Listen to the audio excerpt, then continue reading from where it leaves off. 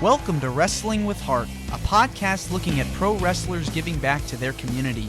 Join me, Stanley Carr, as I interview wrestling's hottest names who use their platforms as entertainers to raise awareness and do community service.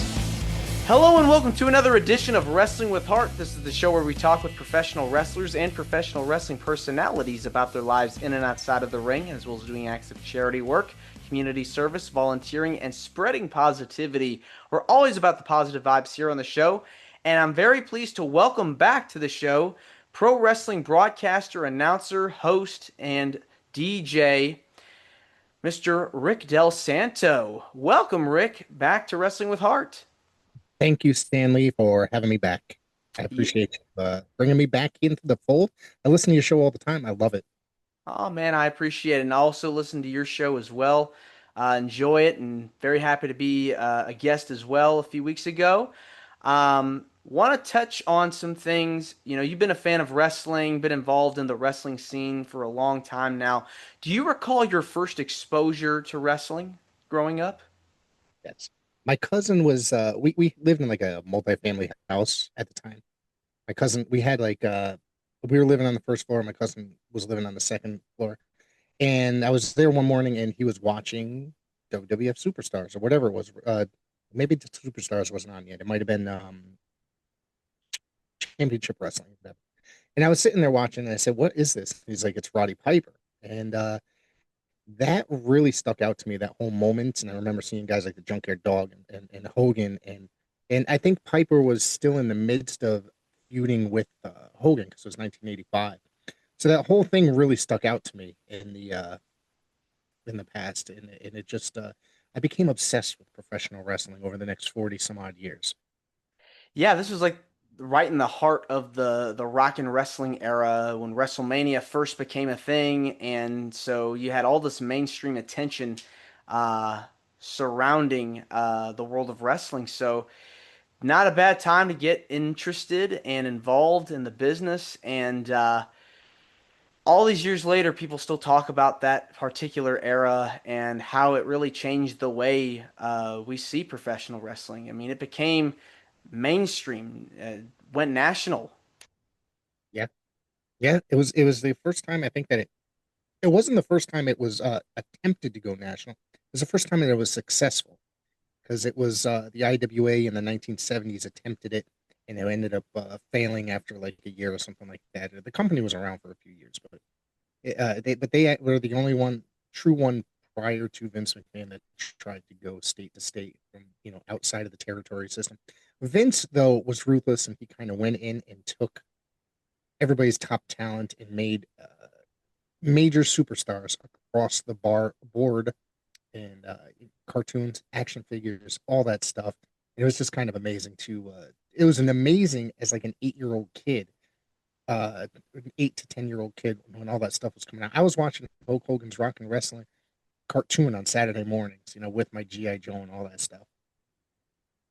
Yeah, I mean, those toys were like huge. I mean, you go into a toy store, walk into a toy store, you see all these figures laying out. I mean, I remember as a kid seeing figures of The Rock and Triple H, and even some of the Yep. WCW stuff that they had at the time too, with Goldberg, Yep. and the rings. So it really was a hot period, the 80s, with all those figures. Now, your story, I know you've been involved in the entertainment world as well with being a DJ and working in radio. Can you tell me, did you always want to go into broadcasting? It was something that, in my teenage years, my probably like early to mid teenage years, I just started discovering, things that were like left to the dial as far as like music goes, like, alternative music or punk rock, stuff like that. And it just discovered college radio, community radio, stuff like that. And that which I was never really fully aware of over the years. So, or in my earlier years.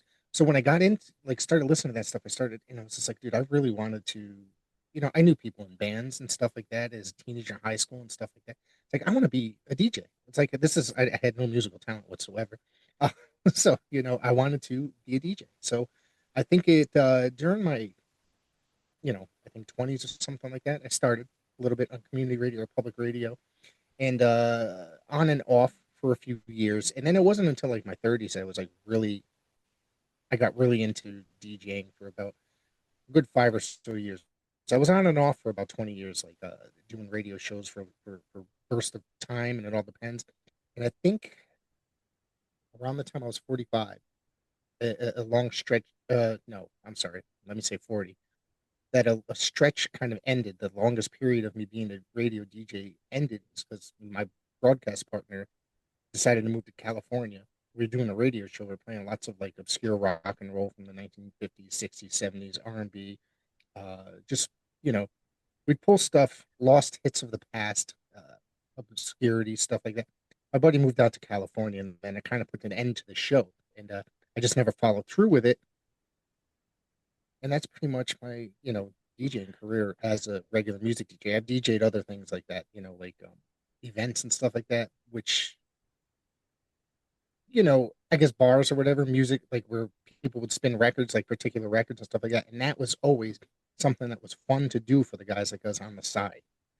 Yeah, and I think it's fascinating too. You pick that up, having that wealth of knowledge of music. I can definitely attest to that as well. Being into a variety of different artists and bands and genres. Um, were you nervous at all cracking the mic for the first time, or did you feel like you got your confidence up? I was very nervous. I'm naturally a very shy person. Um, but being involved in radio, I still cannot stand in front of a group of people, okay, and talk into a microphone. If I'm sitting in a booth, if I'm sitting ringside, not a problem at all. But going and actually doing that in front of a large group, sitting in a ring, I've been asked to ring announce before. I said, no way, no way. I can't do Mm. it. Even if it's 20 people, sorry, I can't do it. But I'm very comfortable sitting in the booth talking into a microphone. I have a lot of fun doing it. Uh, it's just a it's just a blast, man. It's like, radio, and I feel like radio and kind of doing play-by-play stuff like that, they kind of go hand in hand. I mean, if you have to have some sort of Hmm. experience in a way to be able to do that. Yeah, they definitely do. Like once you get your confidence up and you start really getting into it and start, prepping and everything that goes into putting together a radio show, it just becomes a piece of cake. You know what you're doing. Yeah, You've had that experience for so long, and it just you can do it in your sleep. So definitely. yeah, I So love doing it. I mean, I love, like you said, it just becomes like second nature, so to speak. exactly. And so, did you have like a favorite artist or band growing up that you really just enjoyed listening to, or Yeah, yeah, yeah. One of the first bands I really got into was the Ramones. Second band that I really got into was REM, like their really early stuff before, like and right before the mainstream break, I guess they got. And I really like still to this day, I've been like a huge REM fan and a Ramones fan. And those two probably influenced me the most in my entire life, as far as like my musical taste and uh, how I think politically, how I think like a lot of stuff. You know what I mean? It's just I feel like those two bands. I mean, they're two different ends of the spectrum in a way. Is like what they write, but REM is very socially and politically aware, as is Ramones maybe, but they just kind of do it sometimes in a different kind of light, maybe comical light or whatnot.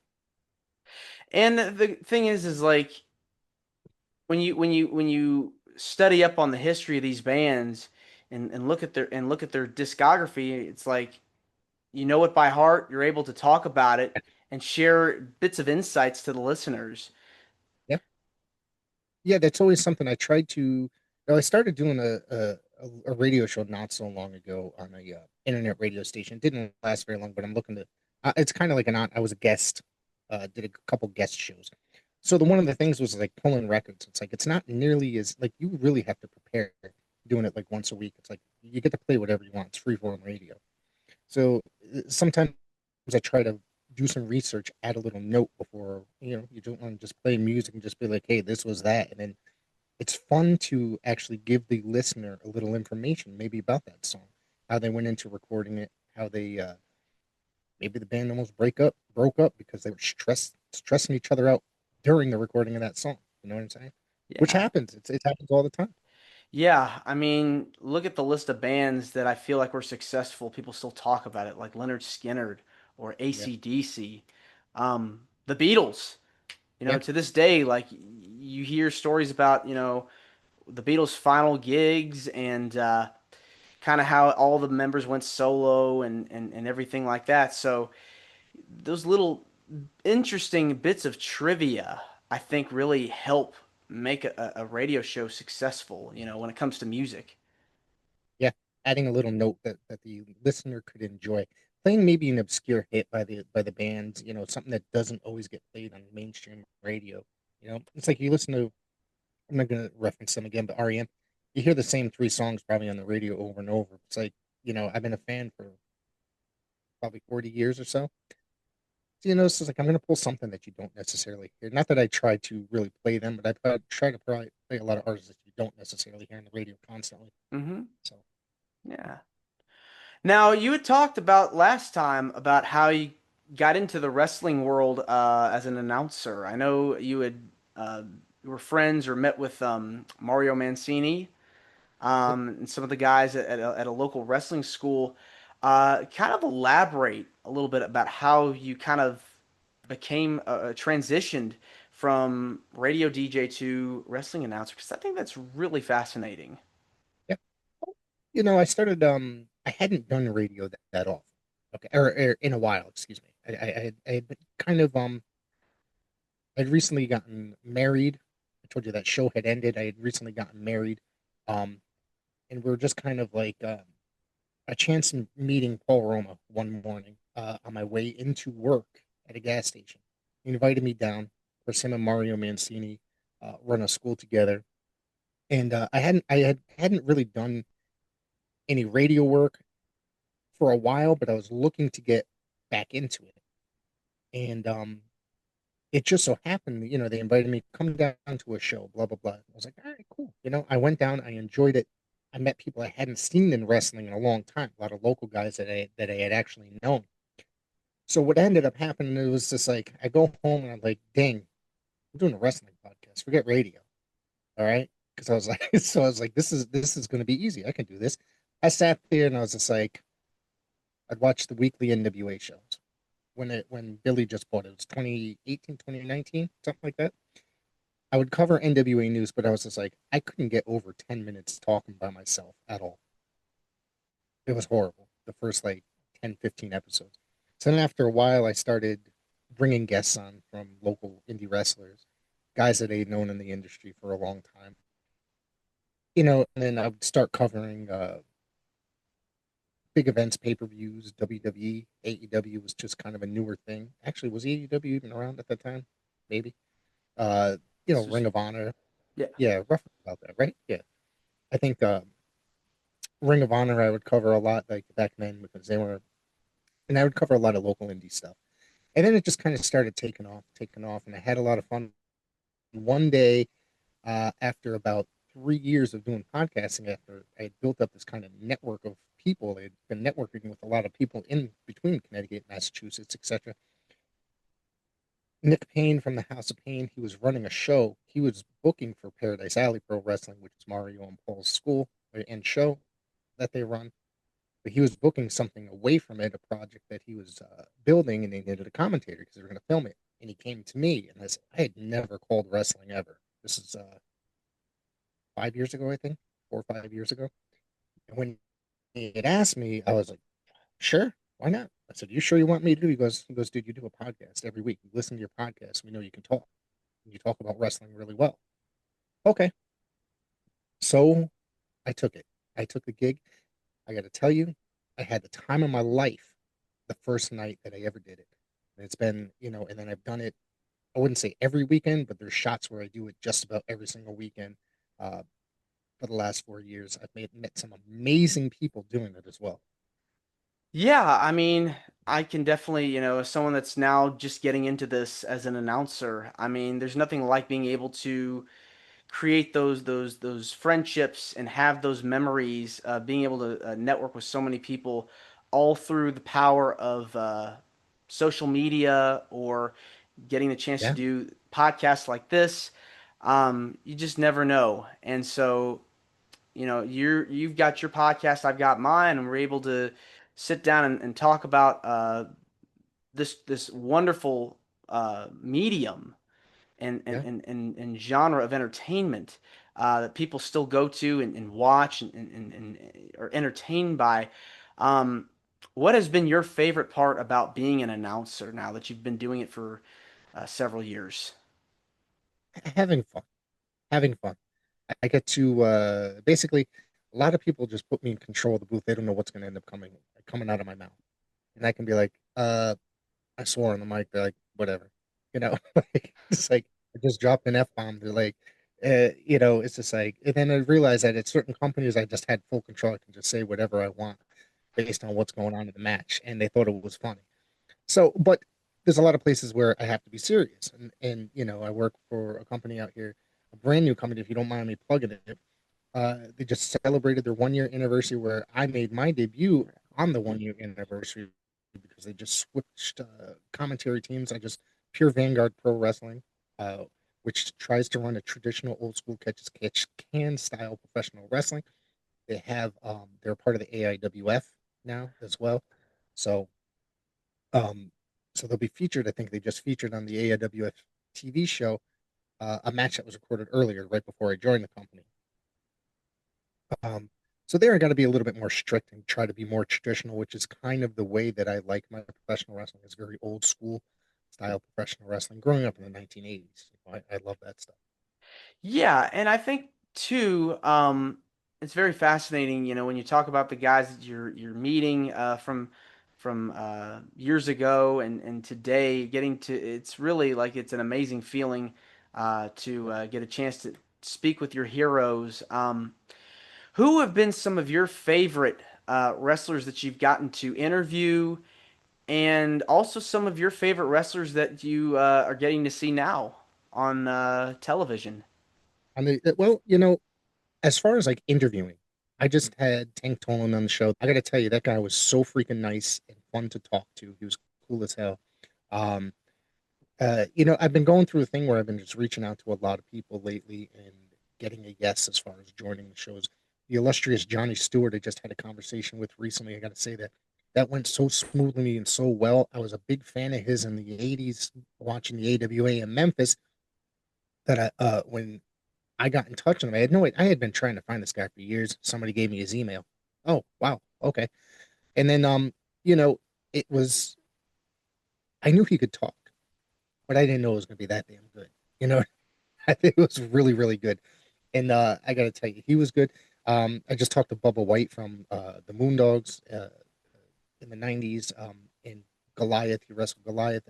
That one was a good one. Got to hear some good Memphis stories. Chuck Coates was really good. I like talking to, you know, about some of his outlook on professional wrestling, getting in 1989, and he went straight to WWF. He didn't work in the indies beforehand.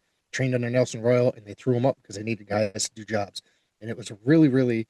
Uh, I thought he was really awesome. But as far as like going, some of my favorites, Tommy Angel has to be one of my favorite conversations as well. Talked to him for about a good 2 hours a while back. Gene Ligon was also like, man, I cannot tell you that was supposed we talked for 4 hours, 2.5 hours made it to the podcast. Yeah, it's like before, like ended up editing. We talked for about an hour and a half before I hit the record button, just about whatever. I said we really need to record, and then we continued to talk afterwards. So, but he was so gracious with my time, and Gene would still, for like the last year or two, text me ever so often, asking me how I'm doing ever since. It's meeting people like that doing podcasting, especially guys that you look at as legends and guys that you looked at as big stars as a kid. That means the world to me because I'm going to tell you today, Michael St. John called me on the phone because we were scheduled. We have to reschedule, but he called me on the phone and hung up the phone. I said, I just got a phone call from Michael St. John. I said, now how cool am I? Like, yeah. Well, I grew up watching that guy on USWA TV, so I thought that was pretty damn cool. Yeah, I mean, it's about building your brand and building relationships and getting the chance to have those moments that you'll never forget them because they're so personal, and just having those will last a lifetime, you know, Yeah. and getting the chance to have those conversations. Um, there's something about having conversations with wrestlers that just are fun, and it's just it's entertaining and unforgettable, and Yeah. just really a good feeling. And if you know me, that I'm a history nerd when it comes to wrestling.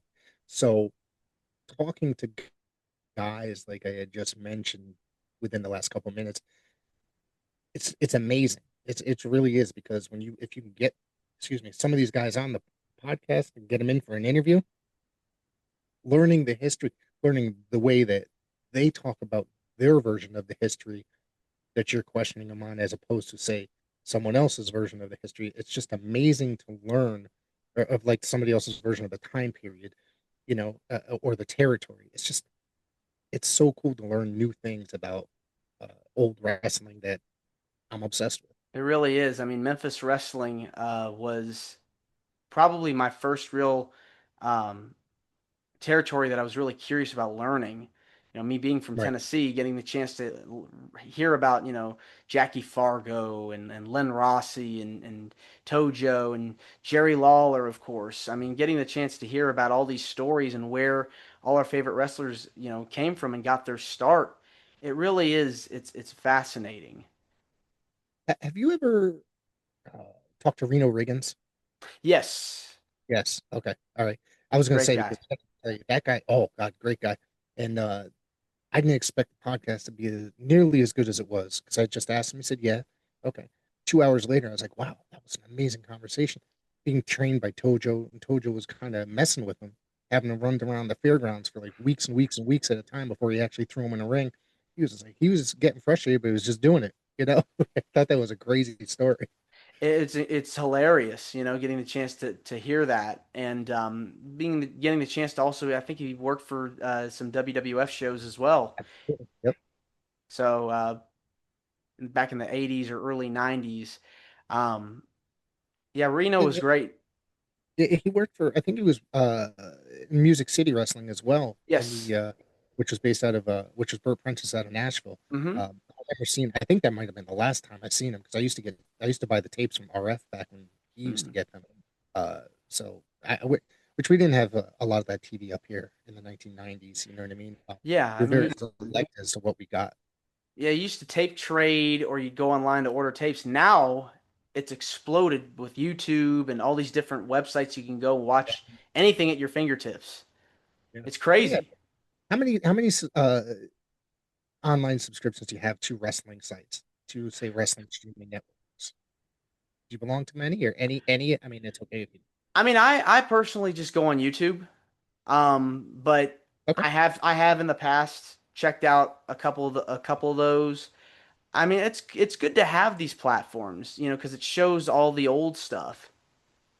it's amazing how many platforms there are. There's Because no matter what your variety is, what kind of wrestling you like, there's a streaming service for it. If you like classic wrestling, you can go check out the Parsons Wrestling Legends Network or the Savoldi Network. If you like indie wrestling, go check out IWTV. There's tons of different things out there. And it's just amazing that we live in a world where wrestling is at our fingertips in 2025, as opposed to when we were kids, we had a tape trade. Wait I, weeks and weeks just to get that tape from somebody. I know. Gotta love technology. Yeah. Yeah. Well, who are some guys that you watch today and you're like, man, these guys are incredible. As far as like mainstream wrestling goes, I'd have to say Gunther is probably, to me, the be all end all. Uh, I've been a fan of his for a long, long time, but I got to tell you, like, he's always gotten better. The stuff that he's doing right now is phenomenal. Jacob Fatu has always been amazing to me. Former MLW World Champion, now current United States Champion. Eli Drake, LA Knight. I really like him a lot. You know, I wish they do more with him in WWE, because I think that guy really could shine. Um, Outside of that, a lot of, like, there's local guys that I really, really dig. Guys from my area. I really like these guys. The Duke boys, Corey Duke and Algo Nelly, AIWF World Tag Team Champions. Bloodsaw, I really like a lot. Um, there's a bunch of young students coming out of the Paradise Alley Pro Wrestling School that I think are really going to be something someday. Jeremy Lacroix is one of them. If you haven't seen him, I posted a match of his recently on my YouTube channel. Everybody, please go check it out. Jeremy Lacroix versus Corey Duke. Two students of Paul Moroma and Mario Mancini that I have to say work on the show. You can hear my golden voice commentating. All right.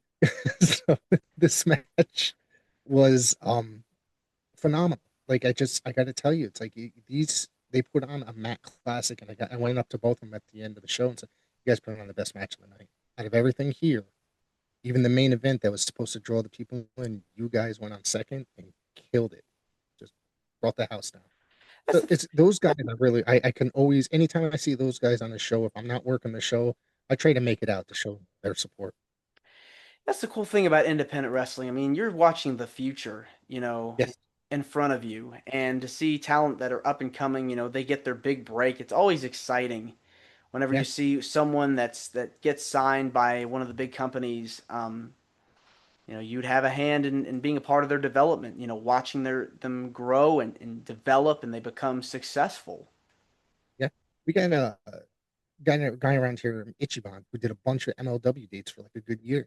I don't know if you watch MLW Hmm. is, but I got to tell you, one day I turned it on, saw he was on there. I said, "Holy!" And it was, I thought it was. I was happy for him because that was my first off. That's my son's favorite wrestler, my 9-year-old son's favorite wrestler. And then to one day turn on MLW TV and he's on there. That was kind of amazing. It's always a thrill getting the chance to see those guys make it on TV. It really is. Absolutely. Yeah.